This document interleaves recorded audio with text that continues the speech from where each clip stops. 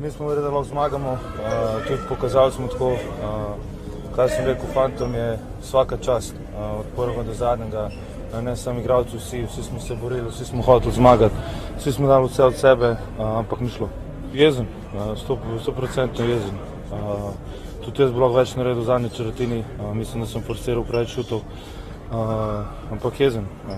Jaz bi lahko boljše odigral v zadnjih trenutkih, tam, ko se je tekma zatikala, nisem dal pravih odločitev, ampak kako rekel, vsi smo se borili od prvega do zadnjega. To se pa edin ne bom nič rekel. Prvo tehnično sem dobil 2 minuti v tekmo, ko sem se zadrl alo, ampak dobro. V četrtfinalu se to glih ne bi zgodil, ne glede kjer košarkaš, kar lahko, če pa vsaj pozorila ne dobiš, pa res ne vem. Ampak v četrtfinale gre se za polfinale, tako da to res ne vem, kako so to naredili. Ja, res, ni bilo glih najboljše, ampak še zmer smo bili za 4.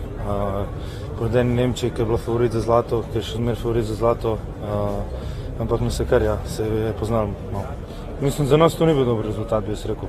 Mi smo ciljali na više cilje, ampak, kakor se je govorili, zelo nespoštovano od mnogih.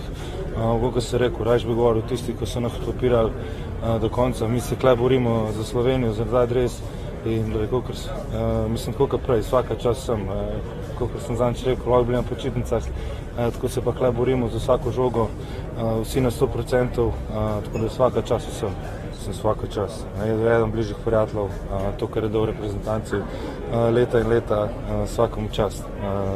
Jaz sem vzel ta kapetanski trak, ampak on je pravi kapetan, tako da svakomu čast za vse. In mogoče ga še prepričam, da ostane.